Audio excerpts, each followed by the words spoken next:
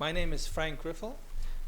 I'm the chair of the Council of Middle East Studies, and it is my great pleasure to introduce the speakers and invite you all to a panel discussion on the Syrian refugee crisis, ground realities and humanitarian responses in Jordan. Before I introduce the speaker, I'd like to talk a little bit about the format of the event, the way we want to conduct it. I'll be introducing the speakers in a second. Then following me, Naysan, whom I will introduce, will speak for a couple of minutes and give you a background on the Syrian refugee crisis. Then we have our speakers, Michael and Stephen, address you, the audience, for about 15 minutes each. We let this follow by the Q&A, meaning in this case the panel discussion in its reality. And once that is actually finished, I would like to invite you to join us for a round of refreshments that we have prepared in the lounge of Lewis Hall, which is in the second floor. So don't move away in this case, stay with us. There are refreshments and, of course, an opportunity to mingle with the speakers. I should mention in this case that this event is sponsored and co-sponsored by the Council on Middle East Studies at Yale Macmillan Center. The Macmillan Center's program on refugees, forced migration and humanitarian responses, and the Center for the Study of Race, indigeneity and transnational migration. That brings me to introducing the speakers, which is my main job here today. Our first speaker will be Michael Callan, or I don't know who will speak first. Stephen, will you be the one first? Yes. So Stephen will be the one first in this case. Our first speaker will be Stephen Allen, who is the team lead at USAID Syria Disaster Assistance Response Team. Stephen has spent more than a decade on the front lines of humanitarian response. He was working for the United Nations and international NGOs in Afghanistan, Libya, South Sudan, and Uganda. Recently in Jordan, he worked for UNICEF as their field coordinator, overseeing education, water, child protection, and youth programs for Syrian refugees there. He's currently the head of USAID's Office of Foreign Disaster Assistance in Jordan, which is the main entity delivering the US government's humanitarian assistance in the country. He's also team lead for USAID's Syria Disaster Assistance Response Team. Next to him actually sits Michael Callan, who is a chief analyst for the MENA region in Canada's Privy Council office. Prior to joining the Canadian government, Michael served in the Canadian Armed Forces, worked with the Aga Khan Foundation and the Carnegie Endowment for International Peace. He is with the Canadian International Development Agency. He worked with them, and later with the Canadian Foreign Ministry. He was deployed to Kandahar, Afghanistan. He was the head aide deployed in Sudan, and he was a field-based development director for the Middle East. Michael now serves as the chief analyst for the MENA's region in Canada's Privy Council office. This is a job that makes him Prime Minister Justin Trudeau's primary advisor on the MENA region, Middle East, and North Africa. Last but not least is Naysan Adlparvar, who is a postdoctoral fellow and lecturer at the Council on Middle East Studies, and hence my colleague. So I'm very keen to introduce him, very proud. Naysan has worked for the United Nations and for NGOs in Afghanistan and in Jordan, and alongside his fellowship at Yale, he currently works with UNDP in Iraq. His doctoral research investigates the changing nature of ethnic and religious identity in Afghanistan. Naysan's primary research interests surround the nature of social relations in conflict affected and transitional context. This includes research on identity, ethnicity, and religious affiliation, but also examination of processes of social cohesion, peace building, and issues surrounding the integration of refugees into host communities. So please join me in welcoming our three speakers, and then it will be Naysan who will first talk to you. Thanks very much.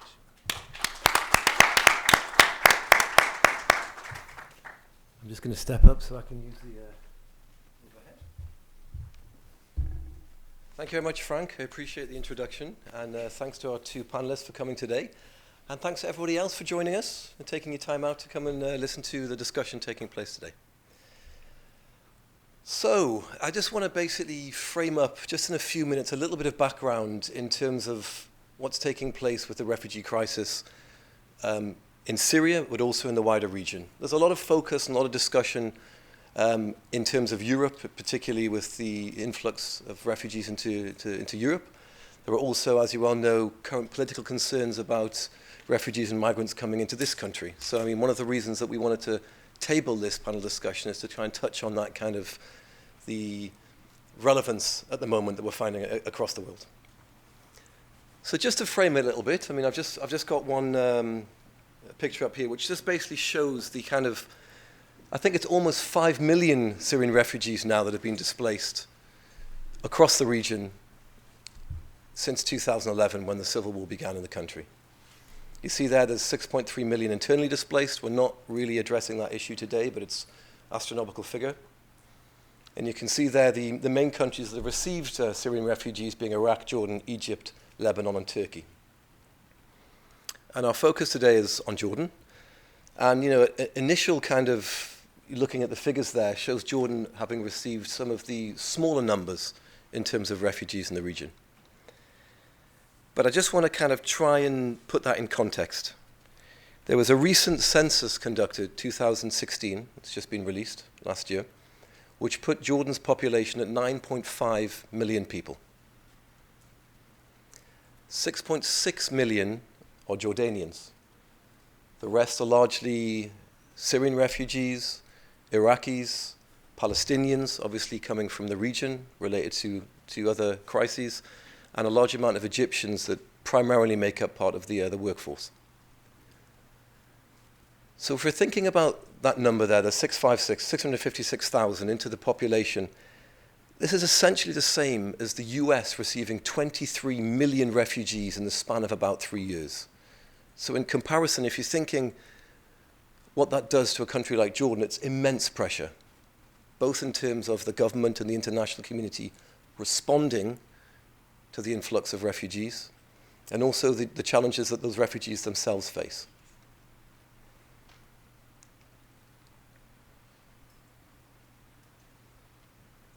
I've just put a few basic introductory stats for you here, just to delve further into the discussion on Jordan.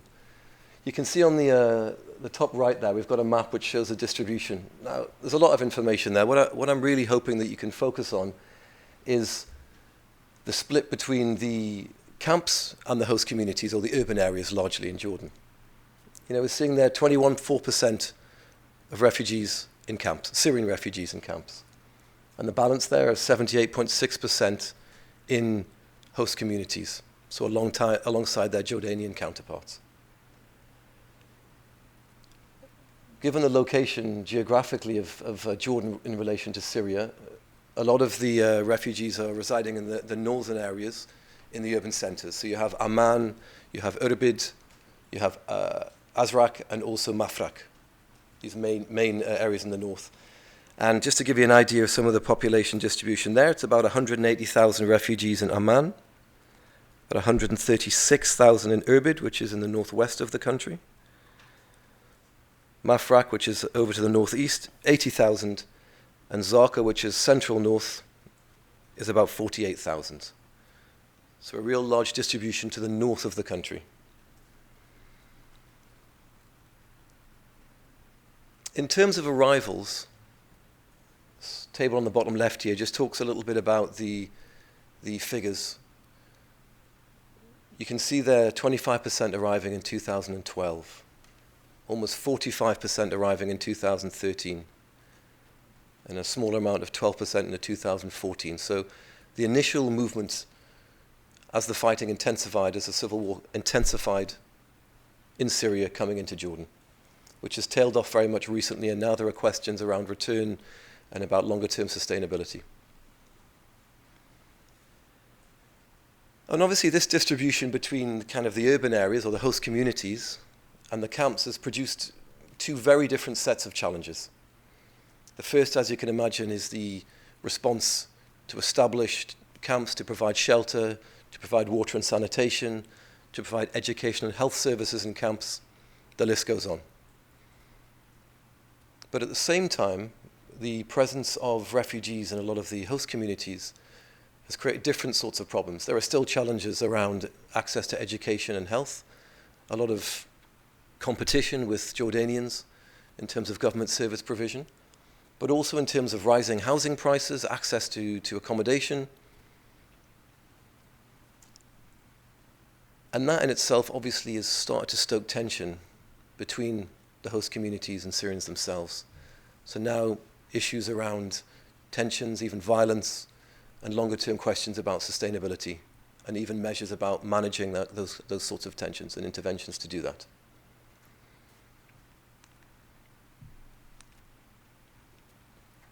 I don't want to talk much more because Stephen will start off talking a little bit about his experience previously working with UNICEF in terms of primarily in Zatari camp and other areas. He's also going to talk a little bit about the US's approach to the humanitarian response. And I think he just wants to close talking a little bit about the broader issue in terms of Syria-wide kind of response.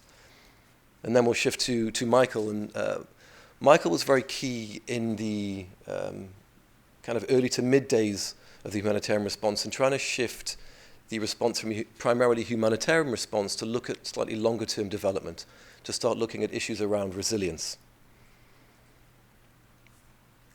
So I'm not going to burst any of his bubble or share any of those kind of the information there, but we'll ask him to talk a little bit about the longer term issues, about resilience, but also talking about Canada's response, humanitarian response in the region as well. So without further ado, I'll hand over to Stephen. Do you want to come up here and use the slides? Yeah.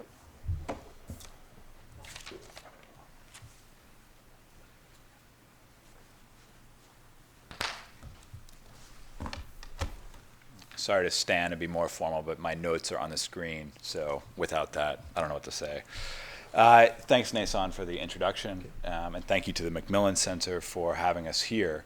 It's a great honor to be here. I should say at the beginning, so I'm not here representing U.S. government or USAID, particularly in the first half of what I'll talk about, maybe first 75%. I'll be talking about a previous capacity when I worked for the UN, so I can tell you about that. I will give you an intro into what U.S. government humanitarian funding looks like now, particularly inside Syria. And when I talk about that, I will give you, sort of the U.S. government standard line. So that is U.S. government speaking. But at the beginning, just as a disclaimer, just me talking. I pressed the wrong button. I didn't press the one you told me not to press, though. So that's fine. All right, there we go. He told me under no circumstances press that button. I don't know what's going to happen if I do. I pressed it again. There we go. All right. So as Naysan said, more than 5 million Syrians have fled from Syria into neighboring countries. It actually crossed the 5 million mark on the 30th of March. So a very grim kind of stat to throw at you there. That's a tremendous amount of displacement, just to give you an idea. It's right now in the world, out of all the people displaced globally, if you took them all together, 1 in 5 would be a Syrian. So that's talking about Yemenis, Congolese, Sudanese, you name whatever, Somalis, whatever crisis you can think of in your head, 1 in 5 of all those together would be Syrian. It turned into a global crisis. I guess you could say it's been a global crisis since the beginning, but the real peak, at least I would say, maybe Michael would disagree with me, in terms of when it became global in terms of being on people's doorstep was really in 2015 when you started seeing thousands of Syrians move up through Turkey and then cross the Mediterranean to get into Greece and then going up into Europe.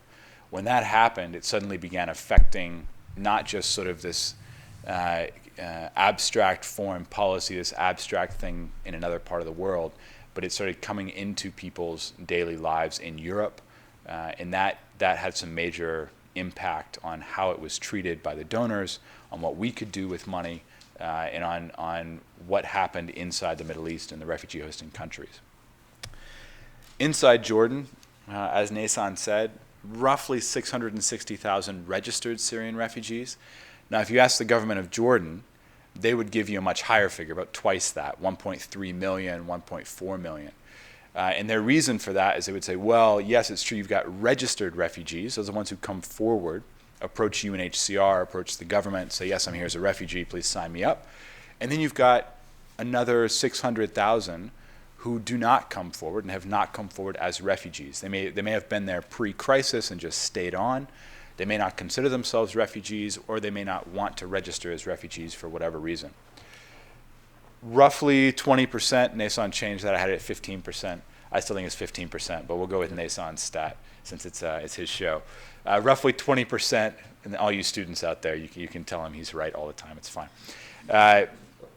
So roughly 20% living in refugee camps. So if you swap that around, that means roughly 80% are not living in refugee camps. I think the image that we get when we think about a refugee crisis is the typical UNHCR tents sort of in rows, the big boxes of food, maybe with the USAID, maybe with UNHCR logos everywhere. The reality for most Syrian refugees looks nothing like that. It looks like living in a part of Amman where I live. It looks like living in another town in Jordan, perhaps in good conditions, perhaps in bad conditions, but not in an organized settlement, and definitely not an organized tented settlement that you may think of. Part of the reason people think of that is because when you come to a place like Jordan, and I used to receive visitors quite often, they always want to go and see Zaatari camp, which is the big refugee camp. And it's become an icon of the Syrian refugee crisis, but it actually is nothing like the day-to-day experience for most Syrian refugees living in the region. Most refugees in Jordan from Syria come from the south, especially those who came in those first couple of years. I think I have a map. Is this my map? Hold on. Yeah, this map. So this is Syria. The higher concentration of green, the darker green. So if you look in the sort of southwestern corner, the governor of Daraa in particular was the highest sending governorate of refugees initially. There are multiple reasons for that. One is just proximity, right? So if you're going to flee, you flee somewhere close by, you're going to go into Jordan.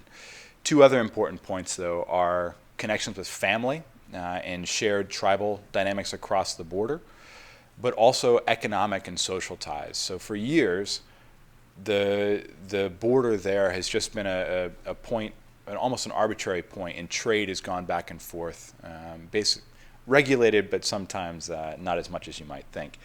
What that meant is when crisis hit, people thought, all right, I know where I'm going to go. I've already got a network in Jordan. I've already even got a business network in some cases in Jordan, so that's where I'll head.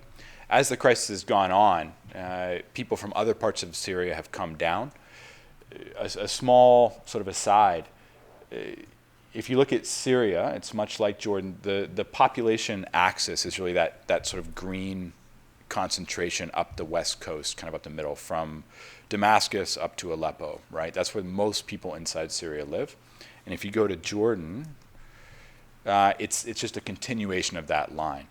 If you go east of this or south of this, you get into desert pretty quickly, so it's not a high population point. Initially, when people were crossing, they would cross directly from southwest Syria into northern Jordan, and you can see that the concentrated locations of where Syrians are mirrors the concentrations of where Jordanians live as well. And that's an important point to keep in mind for later. All right, so I do want to talk a little bit about the idea of refugee camps and then inform that with a little bit of reality from Jordan. As I said, I think when we think about refugee crises, we think about camps, and that's the first thing that pops into our mind. I used to work for UNHCR a while ago, And there was this debate within UNHCR several years ago about whether camps were the best way to do humanitarian response for refugees or non-camp situations. That debate's still ongoing, but it's beginning to shift. I won't give it away. I'm not going to give it away yet. It's beginning to shift away from what it used to be. Some of the good things about camps, right? It's much easier to provide large-scale systematic assistance if you have people in the same spot. You know where they are, you generally know who's there, you know generally what their needs are, and you can say, all right, for this population, we're going to plan ahead for the next 2 years. We know how many people we have, we know where they are, we know what they need. That streamlines your pipeline for assistance, and it just makes things a lot easier. So from that standpoint, people like camps. And when I say people, I mean people like me, planners, the people who are actually carrying out the work, right? It can provide a nice sense of community. So when I said people came from the same part of Syria, an interesting dynamic in Zaatari, the big camp, is you sometimes had people who were neighbors in Syria. When they moved across into Jordan and moved into Zaatari, they became neighbors again in Zaatari. So you had a recreation in some sense of neighborhoods from villages in Daraa that then recreated in the camp. That's great, right? That provides a sense of normalcy, connection. It's not quite as strange, not as alien. Kids who went to school together in Syria might be going to school together in Jordan. That's a great thing. From the government perspective, it's easier to secure a population. If you know where they are, they're confined, right? You can protect that population. If they're outside threats, you can set up a perimeter. And if you go to Zaatari, that's what you would see. You have police posts around the edge of the camp facing out, not facing in, right? And that's ostensibly to protect the camp from outside threat. Sort of covered that. It's easier to track and monitor the population. So if you've got everybody registered in the camp, it's a finite closed system in theory. You can therefore keep track of population growth, keep track of it shrinking, and again, that just helps with planning for what you're doing. Theoretically, it's a lower burden on the host community. The reason for that might be if everybody's inside this camp, then they're not using the same services as everybody else outside the camp, right? So schools outside the camp, clinics, even markets, they're secured or isolated from that refugee population, again, in theory. And then the last, actually, there's one more point. Back to the security. So there's security of the population. There's also security of the country, right? So this is not a value judgment, but if you've got a lot of foreigners who come in, the first impulse of a lot of countries is, well, you got to contain them. You got to put them somewhere, right? And that might look, it might look good. It might look bad, depending on the situation. But from a government perspective, if you know where new and sort of unknown people are, that's a positive thing, right? The last point there is high visibility to raise awareness. And that can be a good thing and a bad thing. It does become kind of a symbol, and that symbol can be a very powerful political tool. It can be a very powerful fundraising tool. It can be a very powerful tool for refugees to remind people of the crisis, to remind people that they are displaced. It can also be a very bad thing.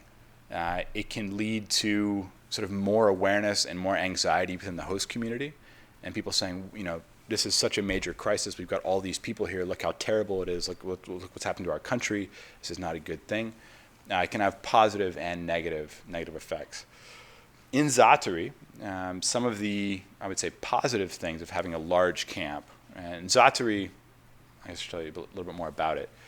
Zaatari was the first large organized refugee camp in Jordan for Syrians. It's where the government basically, when Syrians were crossing at the rate of 4,000, 5,000 a day from Syria, the government of Jordan said, you know, we can't manage this kind of thing. Everybody has to go to a camp. Like, this has got to be an organized process. They set up Zaatari and then used it as sort of a transit camp for registration. Some people stayed, other people left to go to the host community. In Zaatari right now, you've got about 70,000 people. Over time, probably more than 400,000 have passed through Zaatari at some point, right? So it's seen a lot of traffic. One of the good things about Zaatari, right? Shelter, basic needs, provided. It's known, it's understood. Again, from a humanitarian perspective, you can apply standards and say, yes, this is good, this is not good, we're going to work to improve it. Everybody's going to have the same amount, everybody's going to have the same basic standard. So shelter is provided, basic needs are provided, a monthly food ration is provided on a credit card, a MasterCard. So it's looks a lot like an EBT card. You go to a supermarket, you swipe it tells you how much money you have, you can go buy something, you check out, you use the card, depletes your amount, that's reloaded every month. There's a thriving market inside the camp, which provides a lot of secondary benefit for families earning money, provides more choice for families. School and healthcare are there in the camp specifically for the refugee population. So they're not competing with Jordanians for this. It's a school for the Syrian children in the camp. It's a health clinic for the Syrians in the camp. There's also a dedicated police force from the Jordanian police. And then it provides a sense of safety and legitimacy for the refugees in the camp. So nobody in the camp is worried that someone's going to say, hey, what are you doing here? You're a Syrian, get out. They know they're allowed to be there. It's a secure place for them to be, in theory. Some of the not so good things about camps. And I would encourage you to think, it's hard to do, obviously, and keeping in mind that we are in a very safe place here in New Haven. But if you had to flee, what would you want? What would your family want? If you've got kids, what would you want for your children? Would you prefer to stay in an artificial, contained environment? Or would you like to go and stay with people perhaps?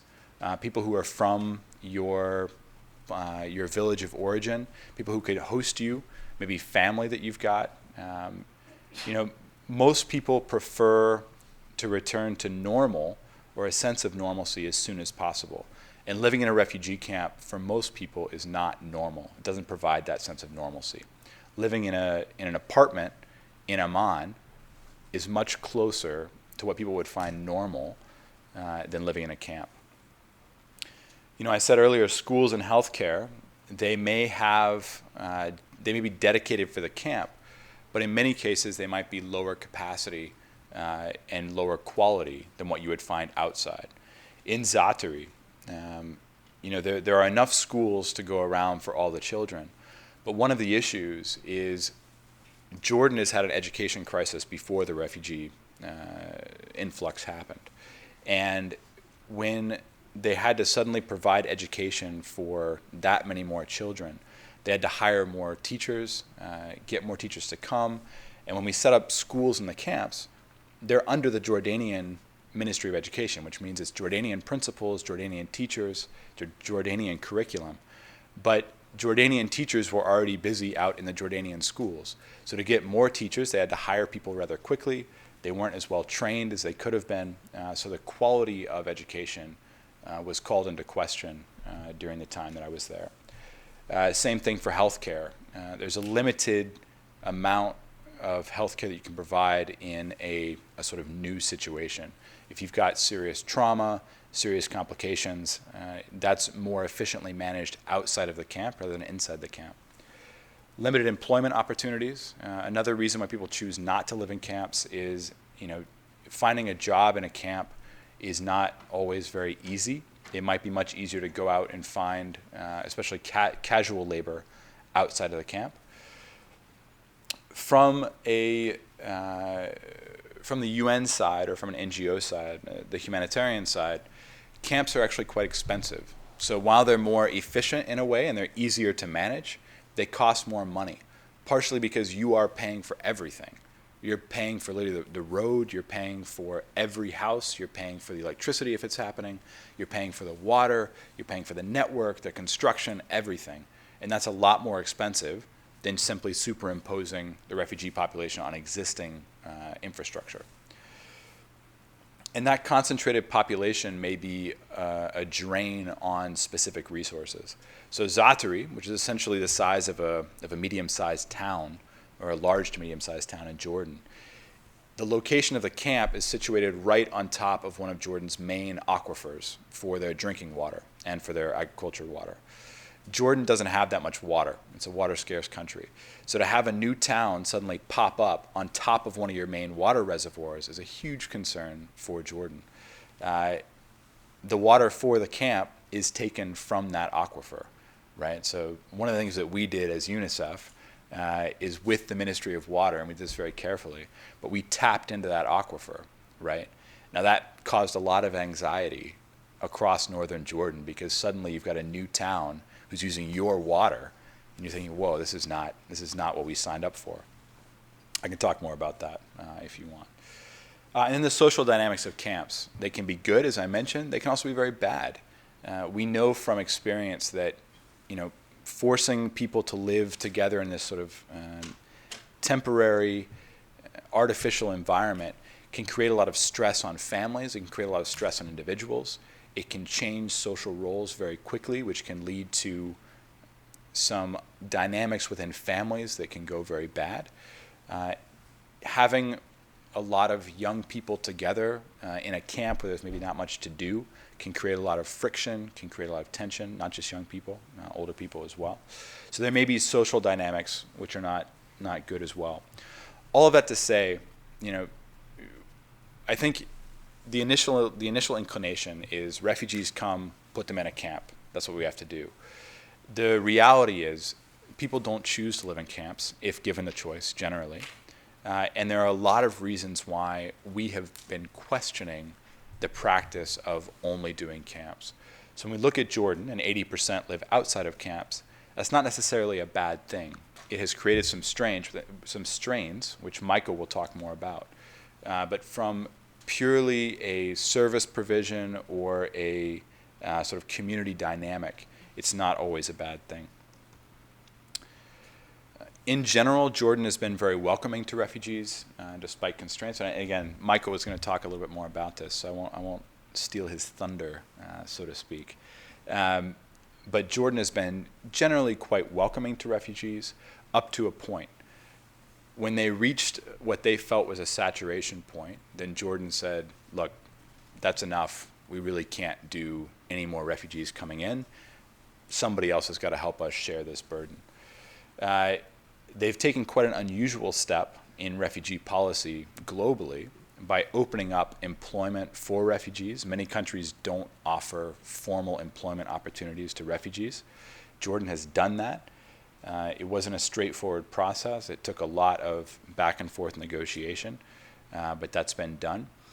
And then Jordan has made space in schools. Both of those points, access to the labor market and then access to education, are extremely sensitive in Jordan. Jordan has a very high unemployment rate. They also have an issue with education for Jordanian children. And the Minister of Education used to say, when we would pressure him to let more Syrian children into the classroom, he would say, look, I get the principle, I understand what you're saying, but when I go home, I'm going to get calls from my constituents saying our classrooms are overcrowded. Why are you letting Syrians into our classrooms? Why are you shrinking the quality of education for my children in favor of someone else's children? That's a very difficult thing to do politically. To their credit, they've taken it on anyway with a lot of international support, but they've made a policy commitment to open schools for, and by opening schools I mean open up Jordanian classrooms to allow Syrians to register and attend Jordanian schools.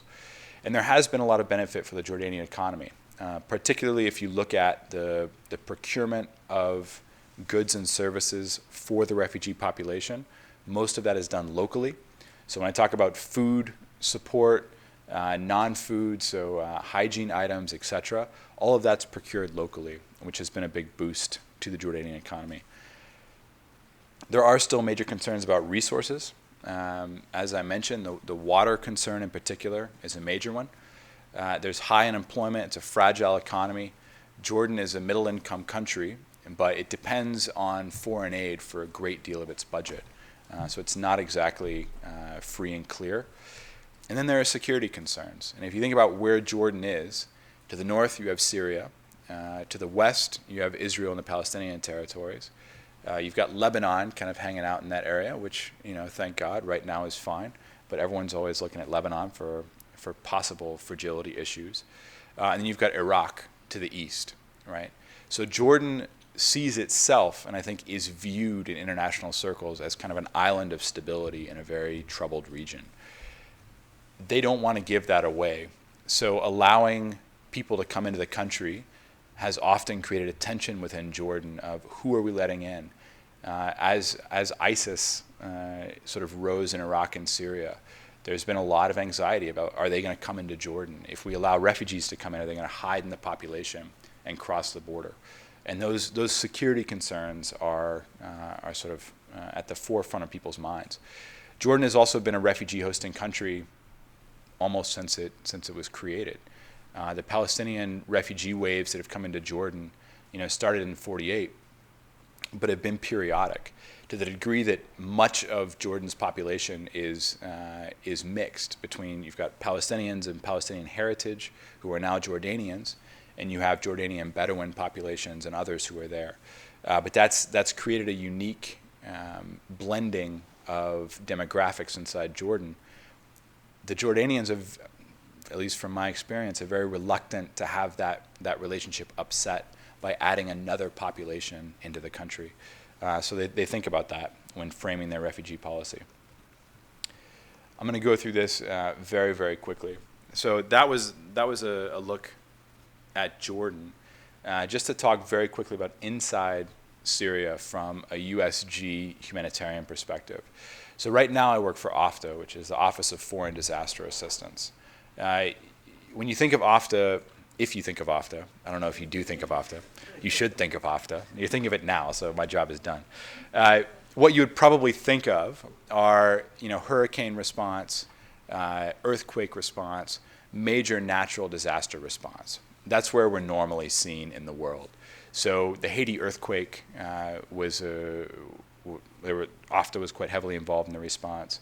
Ebola was a major part of OFTA's work.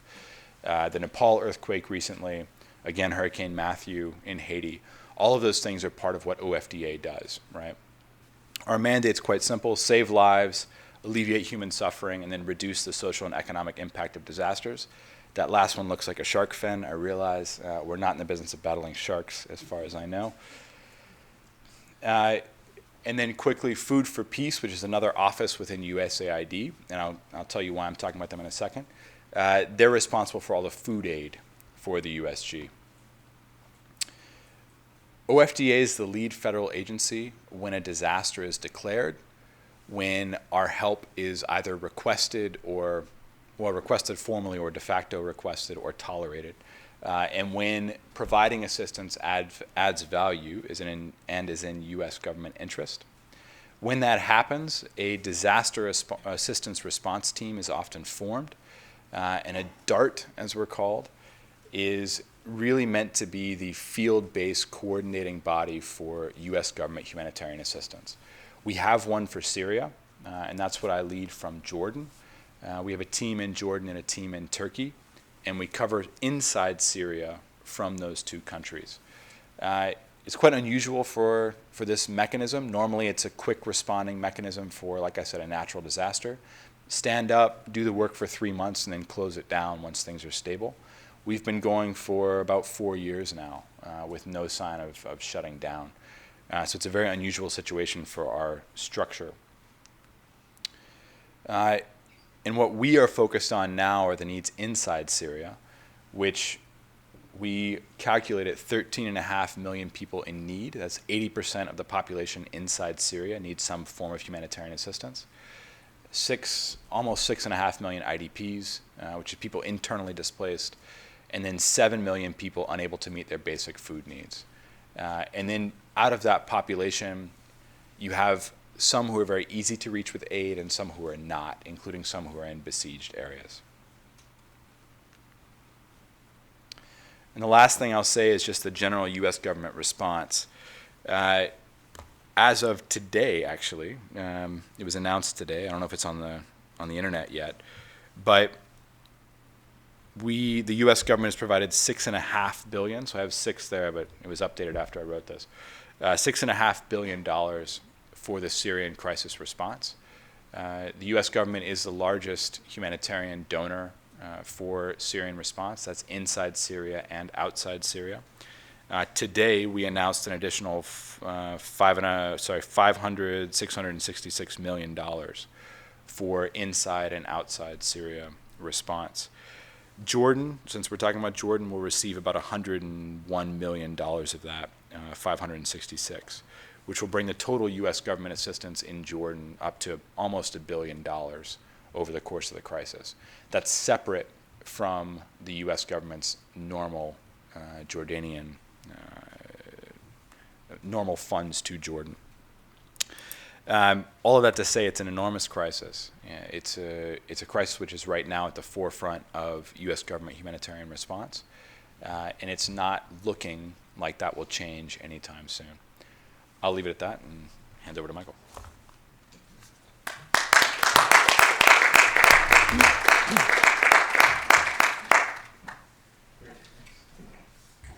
So that's even a couple of introductory points that I think I can blend in very seamlessly with. But before I do, please let me thank our host for having us here, Professor and Naysan and Macmillan Center in general. It's really quite a treat to come down and to share some experiences with you. And that's my plan is for the next 15 minutes is to do just that, just share my experiences working through our Office for Middle East Development, which is based in Oman, and to take you through a bit of a 4-year journey. I'll try and do it in 15 minutes. So I'll yeah, right. So as you can understand, I'll have to oversimplify at some points, but I hope you'll allow me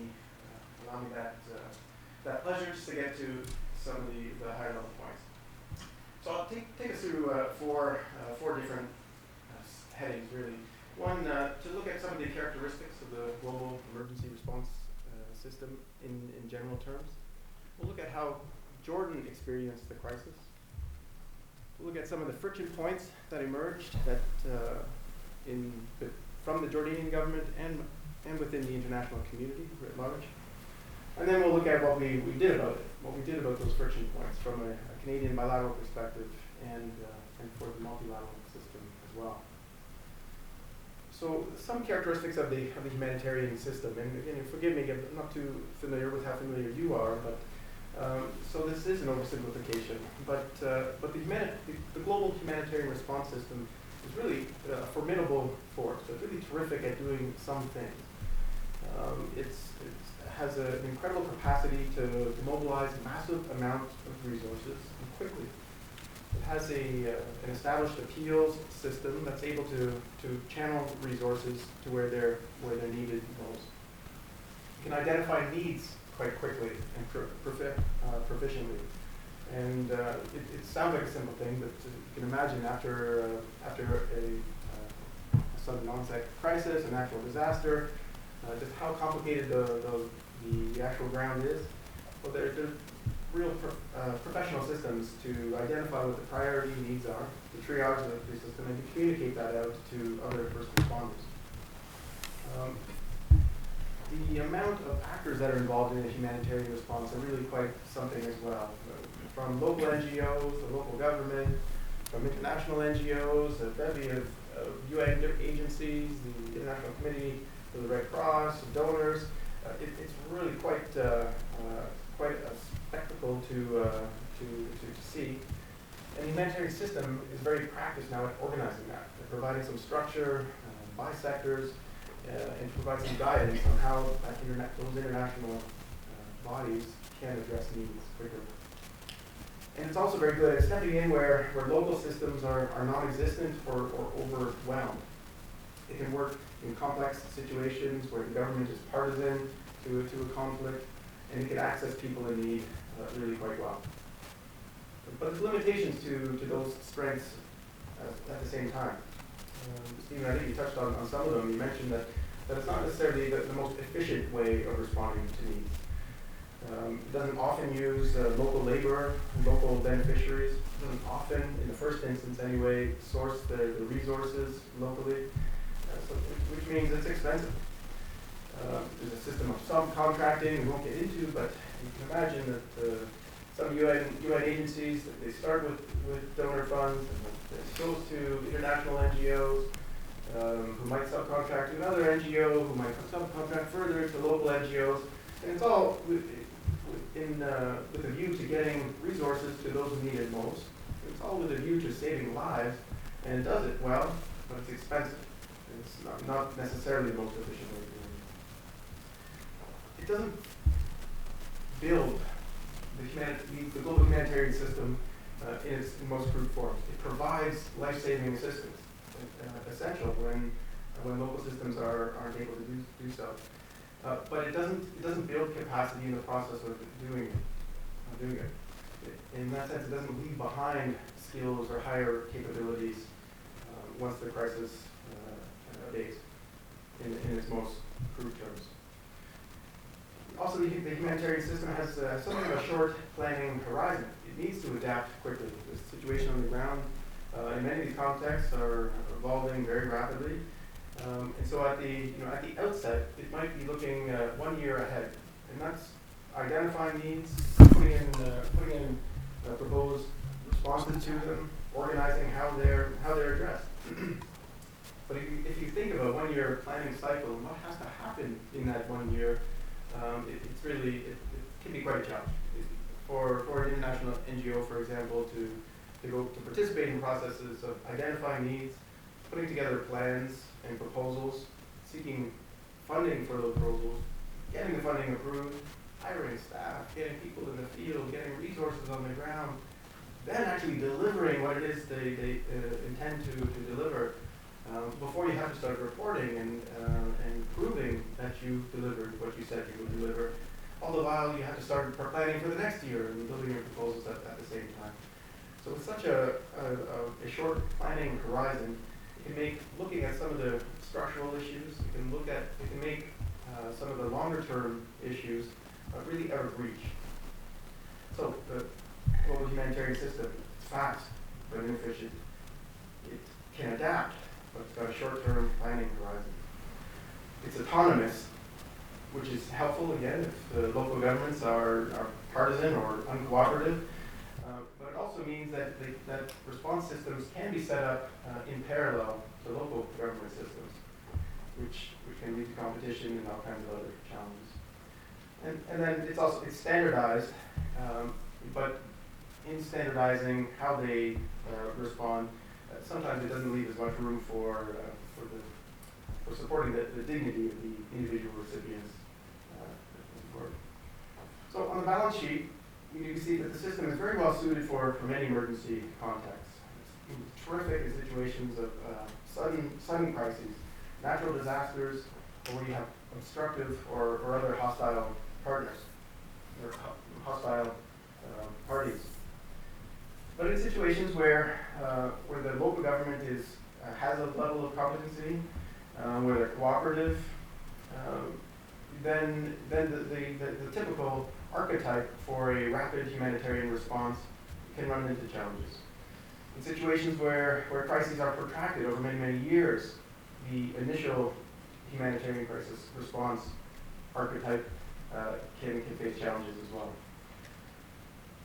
So where does Jordan fall into this? Well, Jordan, in the most part, it falls into that latter category. It is cooperative. There are capacities in place. There's limitations to be sure, but as Stephen was saying, it's really doing what it can to respond to the needs of refugees and the pressures put on the communities that are hosting them.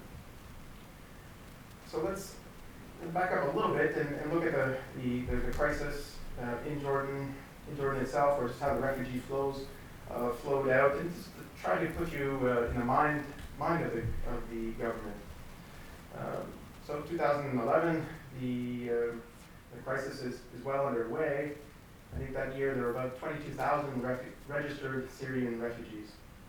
At that point, we all had conversations with government and Jordan counterparts, and there was really a sense that this was a temporary thing. That there was challenges across the border, and it was really their neighborly responsibility to step in and provide refuge. There's also a sense of national pride too, in the Jordanian sense of hospitality, which is a very real thing. And so their response was generous and very focused on the short term. 2012, the reality of the protracted nature of the crisis began to set in. And we heard about some of what that actually looks like in practice. We heard about some of the numbers, and now we're in 2012, and another 186,000 refugees are registered. I think just recently I looked at how many Syrian refugees have been allowed into the U.S. since the beginning of the crisis. And I think it wasn't long ago we crossed the 16,000 point, and that's in a wealthy country where institutions function most of the time. So 2012, 186,000 refugees, almost 10% of the population. But look at this in community terms, where we know that over 80% are in host communities, who at that point didn't have the right to work. They need to live, need to make a living somehow. So they would work under the table. A lot of Syrians are quite industrious, entrepreneurial, quite capable, excellent tradespeople. So with that willingness and with the skills, it often put a terrific amount of pressure on an already overstrained labor market. Just think of something as trite as rental rates at housing markets.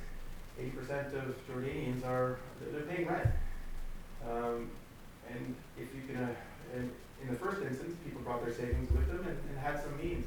So imagine that supply of new renters on the market really quite suddenly. Think of what that does to your own, to Jordanian rents. Education, we heard about it. It wasn't long before this crisis really started, where Jordan passed a milestone of having, I think it was 98% of the boys had access to primary school, and about 96% of girls. And in response to the crisis, through nothing but the Jordanian goodwill, they opened their public schools to Syrian refugees. And so now you face a situation where your child might have had 30 other students in their class, and might have had maybe 5 hours of schooling per day. And now they might have 50 or 55 students in their class, and maybe 3.5 hours of schooling a day. The Jordanian government started a system of shifting. For the most part, Jordanians in the morning and Syrians in the afternoon. When you extrapolate a little bit further, there's the pressures on any basic infrastructure, pressures on the water table, which we heard about. We heard that municipal plans for cemeteries and their capacity to hold people, these are being met far sooner than originally planned. So in almost every facet of life, where seeing a doctor might have taken an hour in the past, and now it's taking 3 or 4 hours. Just think of the scale of political pressure that would put on the political leadership and community leadership at that time. So 2012, that reality is really beginning to sink in. 2013, and Stephen, I think I think you're right. This may be, I don't know if we disagree, but you said the crisis really began to hit home in 2015, and I think you're absolutely right in one sense. That's when it began to hit Europe. In 2013, 320,000 new Syrian refugees crossing the border. I think Jordan was experiencing a sense of full alarm at that point. But at a global scale, it wasn't quite registering to the extent it wasn't for the Jordanian government action. That's the Jordanian experience very quickly. So we've alluded to some of the political pressures that can start settling in. Let me talk about some of the other friction points as well. Because in response to the crisis, the Jordanian government was really witnessing a growing humanitarian response, which was primarily focused on refugees themselves. And for some of the reasons we mentioned before, we see that there's a terrific impact on Jordanian host communities in multiple sectors. So this sense of competition began to set in. A competition between what the humanitarians are doing versus Jordan's long-term development needs. There's a sense of competition between refugees and Jordanian host communities. And the anecdote I'm sure we've all heard at different points, the Jordanian government would repeat it, saying that they've heard Jordanians really asking if they could register as refugees, with a view of being able to access resources that they otherwise wouldn't have access to. So there was a sense, a very, very real sense within the Jordanian government of having been forgotten. There's a sense that they were providing international good by hosting all of these refugees through so they were dealing with financial burdens and social burdens and political burdens that were of no making of their own. I think the World Bank did a study recently to cost out the cost of the crisis response in Jordan, and they came up to an average of $2.5 billion a year, which is about 6% of Jordan's GDP. Again, that they're spending on a crisis that's not of their own doing. So they're providing an international good while their developmental indicators were declining, and they didn't feel that they were receiving the support that was warranted. And a lot of the Jordanian government's interface with the international donor community up to this crisis, most of it had been recently with a development cadre. So these are long-term plans, looking at long-term issues, something dictated by the Paris principles for aid effectiveness. Some of these principles which dictate how good, proper development should flow are principles such as having national ownership over development plans, of having international engagement aligned to local systems, of having greater harmonization between international interventions and local activities, and there being a sense of mutual accountability between what the international community is doing versus what the host government was allowing to happen and what they would do for the international community in turn. So there's that sense of partnership, that in the face of this burning crisis, that sense of partnership began to fray. And I think many would say I would say it's for understandable reasons. A lot of the humanitarian interventions, again, were for life-saving assistance. And so the time to really form out some of these joint plans together with the local government was really quite limited. So there's quite a bit of friction coming from the Jordanian government and the international community at the time. In very rough terms, you'd say there's a humanitarian community and call it a development community as well. And we see Jordanian host communities are lacking attention and falling through a gap. And whose responsibility is it? The Jordanian government is at its wit's end. They don't have the resources to do it. They can't do it, and this isn't a crisis of their own. Humanitarians, writ large, are saying that these are longer-term issues. We need to keep our attention on the refugees themselves. So the host communities, it's not our job. The development folks were saying, well, the crisis response, that's not something we do. We do long-term economic growth, work with international financial institutions to focus on poverty reduction over the longer term. So you can see this big gap emerging, where everyone's pointing at each other for in terms of whose responsibility it is to step in. So what to do? What was done about it? I can say, this is where the one term enters the conversation, which has been beaten up over recent years, but it's resilience building. Resilience, it's a noun. It means many things to many different people. But in the global crisis response, increasingly, it's more referring to an approach. The UN's more detailed definitions, they call it a transformative process of strengthening the capacity of people, communities, and countries to anticipate, manage, recover, and transform from shocks. When I try and working with my team to talk about what we can actually do about the crisis and to simplify what a resilience approach means, I simplify it to mean responding to crisis through local systems and structures.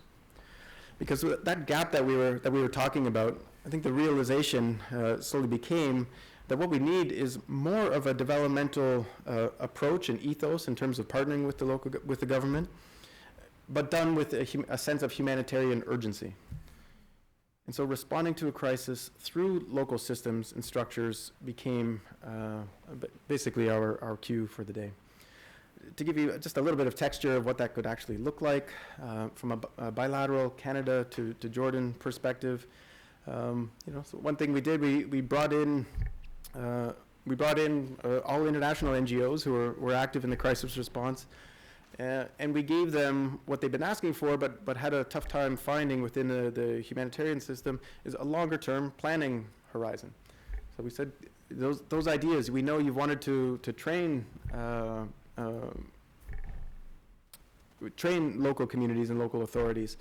We'll give you the time to do that. So we basically gave them a longer-term planning horizon. We called the IFIs, the international financial institutions, who again for crisis response, it's not their forte, it's not their strength, it's not something they're really engaged with. But we did value their longer-term strategic thinking, their macroeconomic planning, and some of the fiscal policies that were needed to help the government of Jordan out. So we seeded the World Bank to start a small municipal services project, working with the Ministry of Interior to help them respond to frontline municipal needs. And that project grew into a multi-donor trust fund that's still operational now. We put some of our money on budget into the government of Jordan's formal fiscal framework and focused it on the education sector, because as we heard, the 80% of refugees and refugee children are in host communities attending Jordanian public schools. So if you want to address the needs of populations under strain, we injected funds into the formal government of Jordan education system.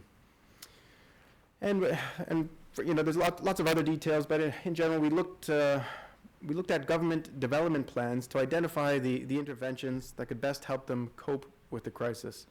So it became all kinds of project work with job creation, with solid waste management, with alternative energy, just to decrease some of the fiscal pressure on the government of Jordan, because the energy in Jordan is so heavily subsidized.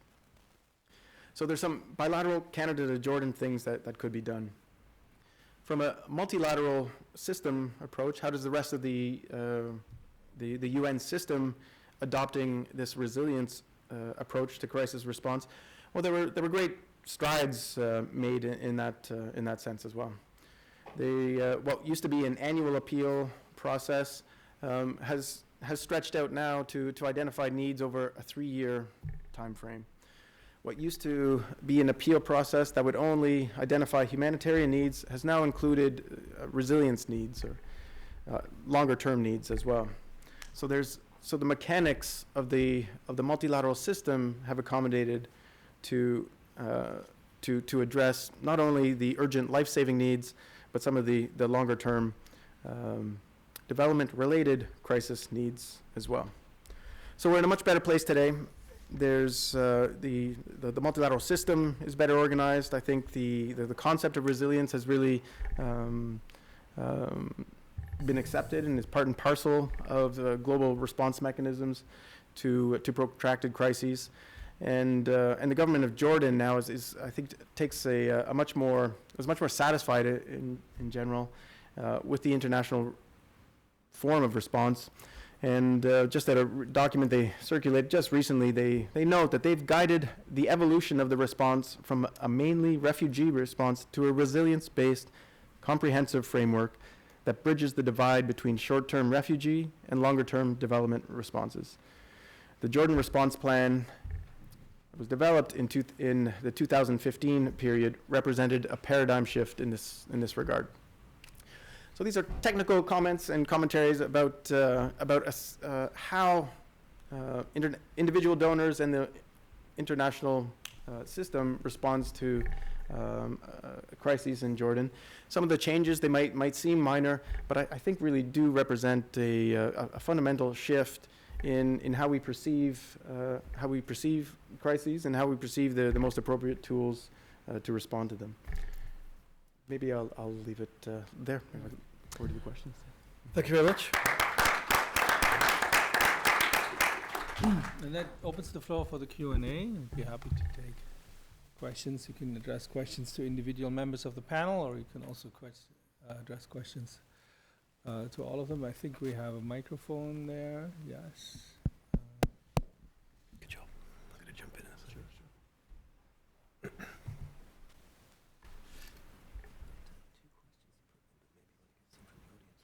Yes.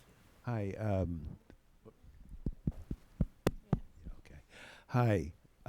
Thank you all for being here, and thank you, Frank, for being here as well, for hosting it. My question is, I work with people in Jordan, and they tell me many things, but one of the major issues that they talk about is, in terms of refugees, is the employment issue. And what they tell me is that even though, in theory, refugees have the right to work and to obtain work permits, in practice, that is really not occurring.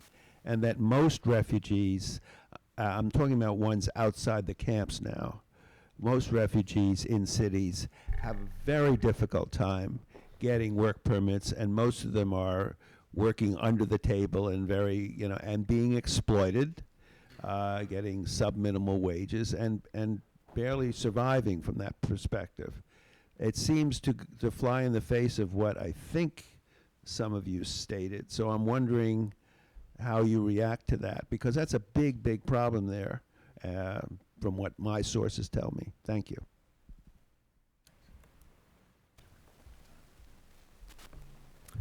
Anybody wants to Do you want to start? Okay. Sure.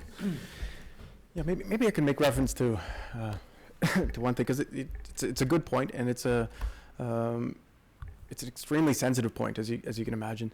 There was a period in 2013, 2014, even that discussing the prospects of a Syrian refugee legally working in Jordan would be enough to get you thrown out of the room while speaking with the government of Jordan. So the realization that many refugees will stay and need to be incorporated into the economy somehow formally was something that hasn't been long since the government acceptance has really set in. To enable a gradual transition to a point where Syrian refugees are formally allowed to work, the government launched something they called a compact, because they weren't willing to offer Syrians the right to work in Jordan at no cost. They set up an exchange, a quid pro quo with the international community. They said, okay, we will let some Syrian refugees work, but we want something for it. We want access to essentially concessional rate financing, cheap loans, that their status as a middle income country would otherwise preclude them from having access to. So basically, donors pay down the interest rates that the government of Jordan could access. It was a prerequisite. Another prerequisite was to work on some of their trade access issues with the European Union. There are some technical rules of origin questions that needed to be solved to allow Jordanian companies to export into the EU more easily. They also asked that a greater portion of their resilience needs, as opposed to their humanitarian needs in the country, received donor support. And then, if then those conditions were met, they would look at opening up the labor markets. And so those things have happened. So those conditions have been met in different forms. And as a result, the legal right to work has opened up to an extent. I think the most recent statistic I've read is that it's 40,000 official formal work permits have been issued. So that's still just a small number of the over 650 registered refugees and over 1 million in total Syrians that are in the country that have access to formal labor. And so I'm not surprised that many Syrians in Jordan that you might engage with would think about working as being formally as being very, very difficult to access anyway. Because for those who don't have legal permits, people are working under the table, but they're exceptionally vulnerable.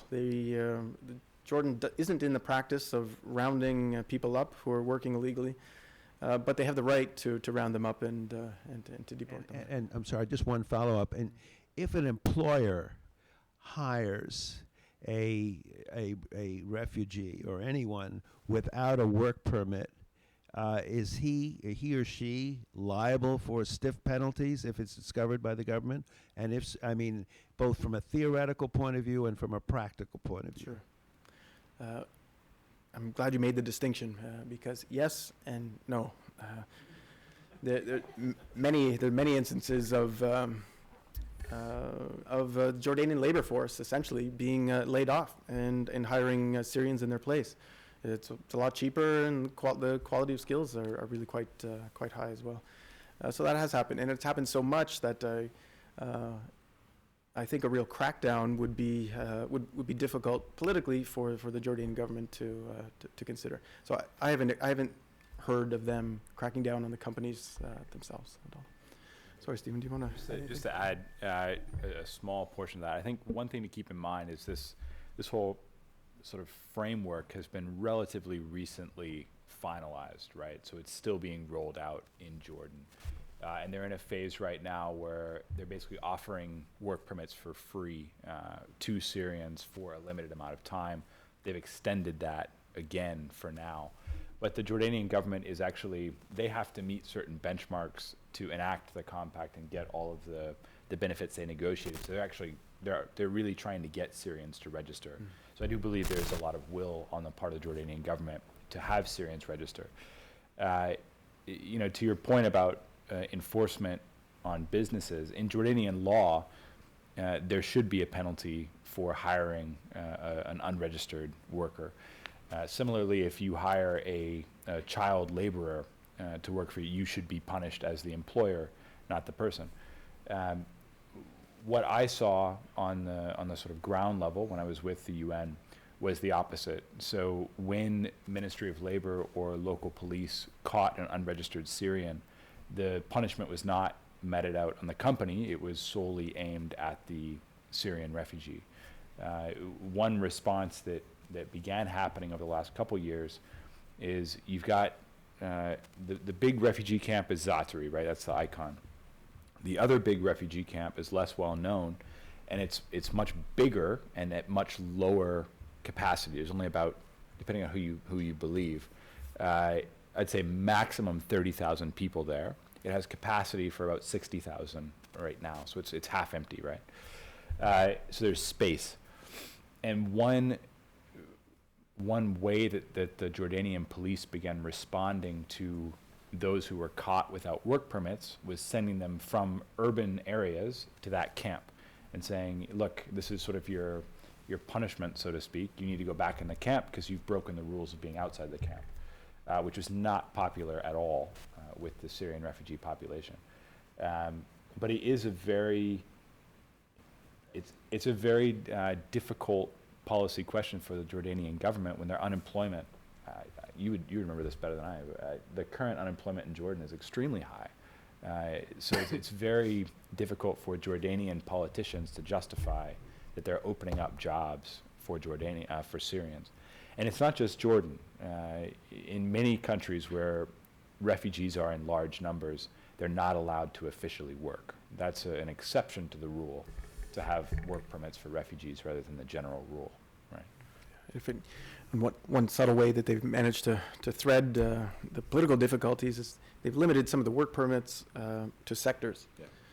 And primarily those sectors that have typically been worked by foreign labor. So you're not displacing Jordanian workers, but displacing maybe Egyptian workers, for example. Other questions? There's one over there in the middle. Hi, I wanted to ask about freedom of movement to and from camps to outside of the camps. What are the ways, sort of restrictions for people living inside of the camps to move outside of the camps, and then what are sort of, do they need sort of a reason or whatever, and then how does that work? And I might actually remind our speakers in this case to keep answers maybe short, that we can accommodate a number of questions. Duly noted. So I'll answer very quickly. It depends on the camp that you're talking about. In Zaatari, it's been traditionally quite lenient. There's no fence around the camp, right? So people could theoretically walk in, walk out. There are security forces around. You're supposed to get a permit to leave. In the big camp, they're fairly easily available, and yeah, you would normally justify. But it could be anything like going out to go shopping, visiting family, in some cases going out to work, actually. Those are all reasons why permits were given in that camp. The other camps are a little bit different. So there's a combined Emirati Red Crescent and Jordanian camp, which is it's a bit more restricted in terms of getting in and out. Azraq, the sort of second camp that I mentioned, is more difficult to get in and out of. And that comes down to more the local administration by the Ministry of Interior, who oversees those camps, rather than any policy. And in terms of policy, you should be able to get a permit to come in and out of the camp. I see one over there in the back.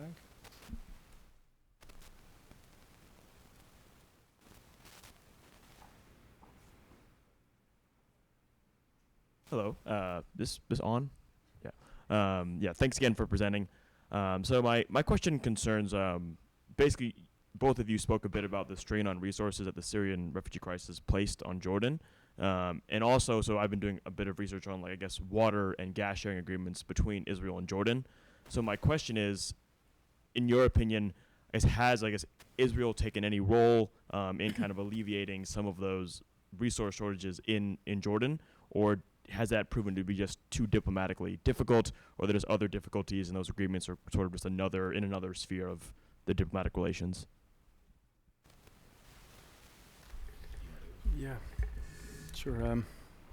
Yeah, no, it's a good question, and sensitive, as you can imagine it as well. And That's why I want him to answer yeah, it now.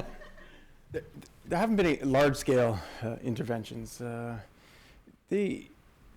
Jordan and Israel, they get along, government to government, get along quite well. And so there are certainly instances where, with the development and health and water projects in place in Jordan at the moment. They're very low-key, very under the radar, but some of those are in place. But they haven't been scaled up to, I think, to the type of intervention that you're suggesting. I mean, one thing of interest, because it's underway now, is quite a large-scale infrastructure project, cooperatively being planned between Jordan, Israel, and the Palestinian territories as well, which involves desalinating water down at the Red Sea, piping the brine into the Dead Sea to because it's depleting, and so to recover its water. And then there's a series of complex sharing agreements where the desalinated water in Jordan would be shared with Israel in the south, in exchange for freshwater sharing with Israel much further up north. So it's a big infrastructure project that's still being planned out now, but it's quite public. But I think it has all kinds of prospective dividends in terms of water management, but also the political cooperation dividends that you can imagine following from that as well. There was one question here in front. Yeah.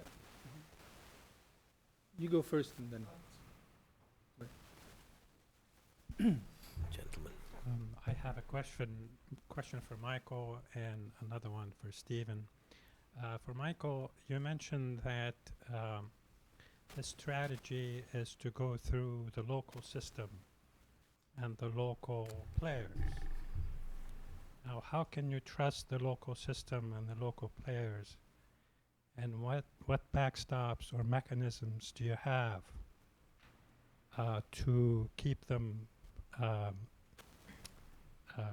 keep them straight? Sure. And for you, Stephen,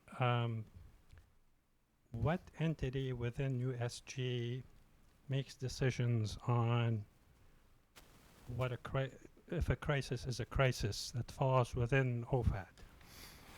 And how do they allocate the budgets to that project?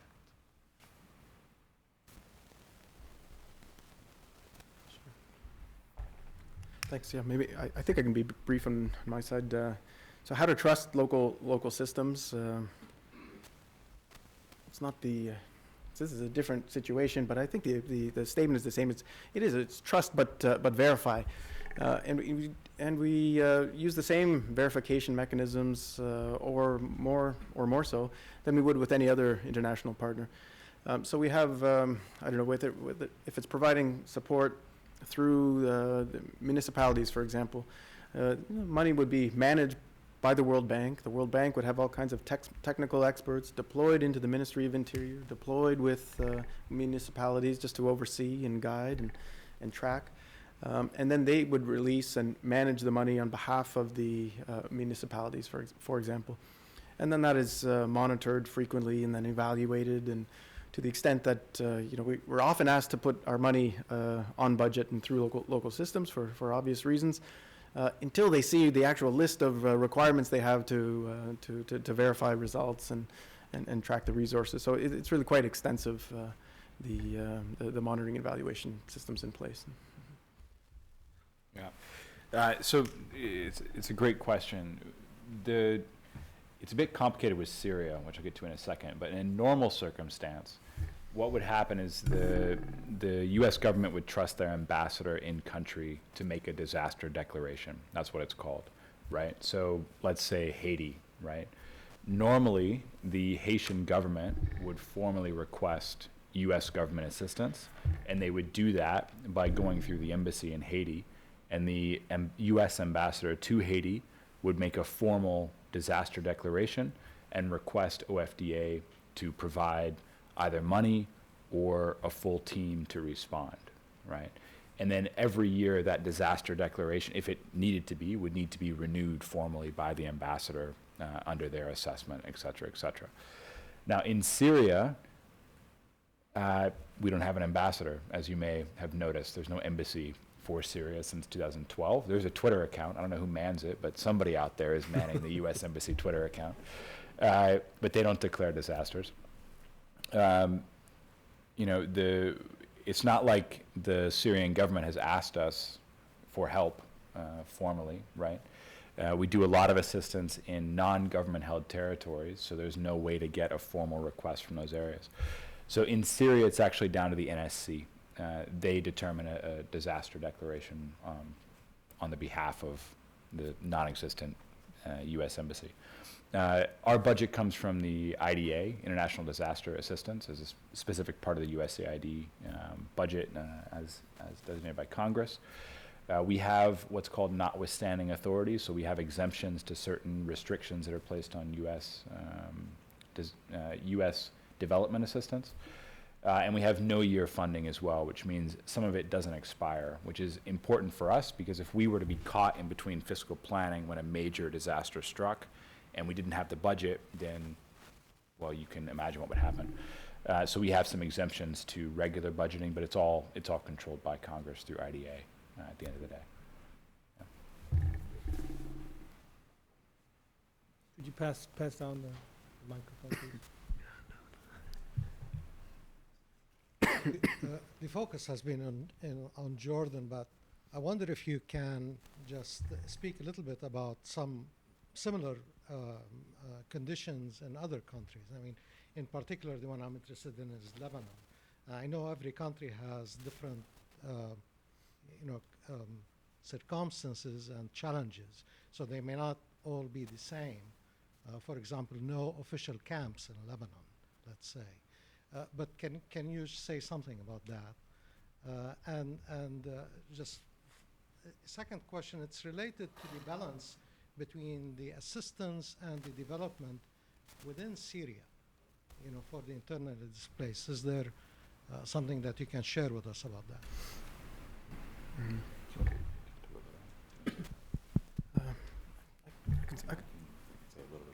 Sure. Yeah, I can talk about Lebanon a little bit. I mean, the principle of the approach still applies, where there's a large-scale humanitarian response in place. I guess, and we're trying to change the approach so that it invests more through local systems and structures. Part of development resources, I think, are part of the challenge with them is that they're, by definition, they're not necessarily needs-based. Where you have a humanitarian crisis, if there's needs, that's the determining decision about where funds should go, in theory, and for the most part, it's followed. Development resources aren't quite so structured, and there's a little bit more room for political decision making about where to focus resources. So, I mean, in our experience in Lebanon, we certainly have some resilience programs underway. We focus on the education sector there as well. The fact that there aren't formal camps in place, it doesn't have a terrific impact on some of the resilience work that we have been pushing forward. Because essentially, instead of formal camps, there's informal tented settlements throughout the country, often close to or in hosting communities as well. So we take that same approach of a program we would support for a host community in Jordan and focus it on the general area that an informal tented settlement is in Lebanon. But that general approach of investing in local systems and structures, it's one that we're pushing in Lebanon. We have pushed in Iraq. We're even doing some of it inside Syria. And maybe just while I'm talking, I'll just chat on the Syrian question. Is the balance right or not? This is a highly charged question as well. Many say that given the scale of the crisis right now, the only thing you can consider is humanitarian emergency life-saving assistance. And in many places, that's true. It's, if you could even get that in, would be a terrific accomplishment. I think the other side of the ledger, the other side of the story is that Syria is not a monolith. There is, the idea of Syria is that we had in the past, and it probably doesn't exist anymore. And in some areas, there is quite a degree of stability that I think would allow more investment through local systems and structures. There, you have to be very, very careful that those types of investments, you don't want to politicize them. Certainly wouldn't want to, in the current context, have them aligned or get very close to the current regime at all. So when we talk local systems and structures, rather than talk about the Minister of Education, maybe they're informal education community groups that are going to stay for the long term, and so you'd invest at that level. And I think there's a lot of room to do that in Syria at the moment, and in fact, I think we should be doing a little bit more. This is where Michael and I think we don't disagree, but I would be more on the side that would say, look, the scale of the crisis, the UN appeal that just came out is $3.4 billion for inside Syria alone for humanitarian response, right? We're not going to get anywhere close to that formally in terms of what we can muster, what Canada, what the UK, what those can muster to fund. So to start looking at more development or longer term needs when we can't even fund the immediate, basic life-saving needs, I would say we should stick with that, but not, since we're friends, there are ways that we can do that humanitarian assistance that's smarter and that's more cognizant of what's happening on the ground in terms of local context. So when we do a short-term humanitarian response, we often don't have the luxury of understanding the context and sort of figuring out the local markets and how's this going to work. We have a warehouse, we have stockpiles, we ship them, we deliver them. That's it, right? In Syria, we don't have any excuse for that. We've been doing this now for over 4 years in our framework. I mean, the crisis has been going on longer. We can't say any longer that we can't procure locally or we can't procure through this channel. It's too complicated. We don't understand. It's a lame excuse. So we have to get over that and be more responsible in how we are providing humanitarian assistance, which is what we've tried to do. So we do procure locally within Syria if we can in some areas, or we procure in the countries around. So the relief that we provide, we're not buying it bulk in China, storing it in Dubai, and then shipping it in. We buy it in Jordan and then put it across the border, right? So it's a closer to home. So in ways like that, we are trying to be more, I would say, it would take a more resilient approach in the aid that we're providing. But it's been a debate about how do you frame aid within Syria. Do we start looking at the longer term reconstruction, the post-conflict? And those of us on the sort of more those of us who are still on the humanitarian side of things would say, no, we still need to focus over here because we haven't even met the needs that we say we have. So it's a tough question. Naysan, you had 2 questions. It's actually timely. I just wanted to piggyback the question about the balance between humanitarian development, but focusing back on Jordan. And this is probably more for you, Mike. There's a lot of, as you discussed, the compact was very much about Jordan leveraging to claim the resources it needed before it started to issue work permits, which we heard about in response to a question. Do you think we've got the balance right? You've argued that we need to invest in local systems. Do you think we've got the balance right between the humanitarian response and the development piece, which is that investment in systems? And does that balance reflect not just the humanitarian needs of refugees on the ground, but starting to build on their coping strategies and starting to look at resilience in its truer form of responding to future crises? Yeah, no, thanks for the question. And to the point, I mean, there is no correct answer, of course, to it. But I think Jordan is really a bit of a model of success in how that the resilience ethic has really taken hold. So I'm glad we pretty well agree about the importance of a resilience approach inside. I was trying to create some tension. I was trying to sure. get the audience into it. No, we're too friendly. Yeah, we're too friendly. Yeah, that's it. No, but part of what Stephen was saying is that whether it's a development dollar or humanitarian dollar doesn't matter, right? It's the approach and where possible, if you can leave something behind, leave some skills or some assets or some capabilities behind, then do. Simple as that. And so in Jordan, I think that ethic has really taken hold. So even if there's, Stephen had some excellent examples of, some of the work in the camp, and so the supermarkets are sourcing a lot of their materials locally. So those are investing into the local community. I think some of the staff inside the camps as well are from the Syrian community itself, and for certainly for some Syrian schooling and such, I think that's the case as well. So the resilience approach, I think, has really permeated through the system, and where possible, I think it is again focused on those leaving something behind, and even if it's not formally investing in local formal government systems and structures. So I think that's a successful model. I think there's other crises in other places around the world where that could benefit from looking at the Jordanian model.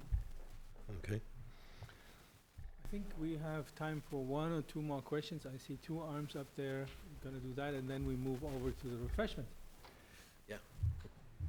As Stephen, you seem answer. to be pointing to a kind of move away from the in-camp approach to the issue, and I was wondering if you could elaborate on what are some of the ways that's manifesting, or that you see that direction going?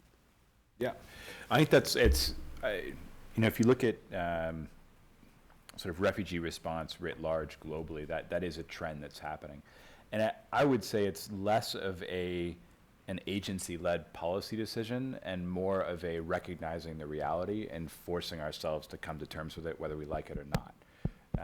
Before Jordan, I was in Uganda, and Uganda has large camps. They don't like to call them camps. They're not technically camps.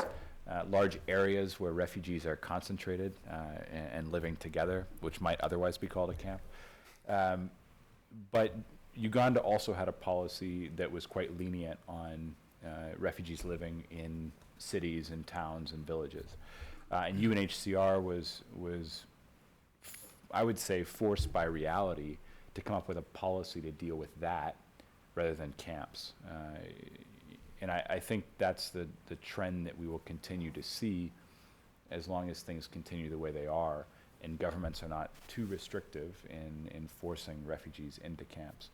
But for the reasons I outlined, I think most people now recognize that while camps can serve a purpose and they may have a role to play and they may even be necessary for a time or for a certain segment of the population, generally speaking, it's better to adapt our assistance to meet the needs of those who we're serving. And generally, that's not going to look like camps. That will look like meeting the assistance needs in urban or semi-urban areas where most refugees choose to go. I think this is the last question then. Please wait for the microphone. Thank you. Thank you so much for being present with us here today. Actually, I'm not sure whether there are statistics about how many refugees from Jordan has been resettled to resettlement countries. But we've been talking about Jordan as a successful model where this thinking might not be necessary. So my question is, do you think it's time for a new thinking about the entire resettlement phase of dealing with refugee in humanitarian response? If the refugees are already working, they don't live in camps, they have their social networks, which is a very convenient situation to the refugees and to the countries as well. Mike, you wanna? Yes, I do think we need a new approach to resettlement, and I'll hand it over to Stephen. That was it? Yeah. Well, I have a new approach there. Sure. No, but I fully agree. I mean, it's not, as the government of Jordan, as the government of Lebanon, as other regional governments will very loudly call out that the current approach isn't sustainable. The pressures are not manageable over the medium term, and that resettlement is one option that should be looked at a little more intently. Not speaking on behalf of the government of Canada, but we had a successful policy recently where within about 15 months we resettled 40,000 Syrian refugees to Canada, and it took a lot of work, and there were a lot of costs involved and a lot of risks, political risks involved domestically as well, and there will be challenges with it in the future, but for the most part, it's been a successful enterprise, and I think, I know that other countries are looking at part of the model that we have put in place. We've got a private sponsorship model where private communities can raise once they reach a benchmark of funds, then they sponsor a family, and they have actual financial responsibility for that family for a full year once they come to Canada. And that's everything from rent and taking them to dentist appointments and all the rest, and getting their kids registered in school. And so that model has really served to support the refugees, take pressure off neighboring communities to crises. And I'd say it also has a community building effect within the country itself. There's people just mobilizing together, and the best parts of the character come out in that sense. But so we're sharing that model, and other countries are seeing whether it could be an appropriate example for themselves as well. Will that fully? Period. Resettlement can take some of the pressure off. It can never be the solution for the crisis as a whole. Most people, frankly, when we were looking to beginning the resettlement operation, I think a lot of our frontline officers who were interviewing Syrian refugees were shocked. when they said, right, you've been selected, and you know, if you're interested, we're willing to start you down the process of screening for resettlement to Canada. And they were shocked by how many people said no thank you. People didn't leave their houses because they wanted to on their own will. They left against their will. They want to return. The vast majority want to return. So resettlement is part of the picture, but it's not a solution by any means. Yeah, I just like to speak more globally about resettlement and kind of what role it does play in the international refugee system. And Michael's exactly right. It's never going to be the solution for everybody, right? It's when UNHCR frames this, they look at it as one of three possible good solutions for a refugee. The first one is returning home. That's what most refugees, the vast majority of refugees, want to do. They want to go back to where they came from. And when you talk to Syrians in Jordan, they want to go home. You know, given that many of them are from that southwest part of Syria, they're not very far. They're just across the border. They can sometimes see, you know, the hills of Daraa from where they are. And they want to go back. And given the opportunity, most of them would go back. And globally, most refugees, the solution they find eventually is return.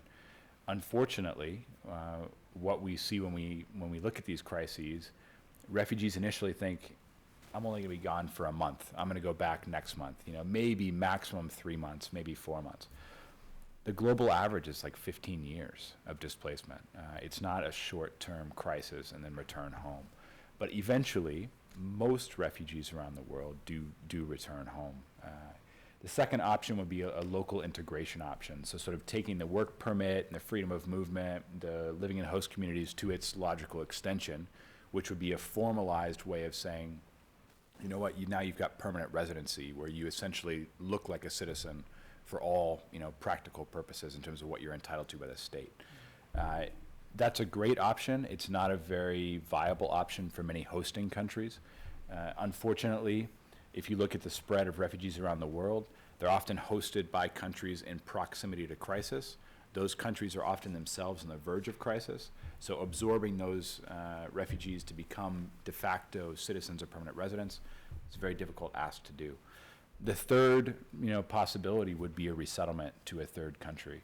That is a tiny, tiny, tiny fraction of the global refugee solution. I mean, we're talking less than 1% globally.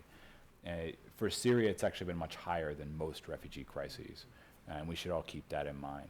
So, you know, resettlement was not thought of and should not be thought of as any kind of solution to a crisis. But you will always have a segment of a refugee population who cannot go home. So maybe they want to, maybe that would be the best solution for most of the population, but there will always be people who fled from crisis who cannot return because of political reasons. Maybe if they go back, that one individual, they would be killed or harmed, no matter what.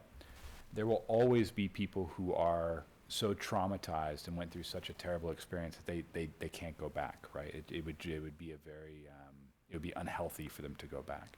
There will always be a segment of the population that needs an external solution to return.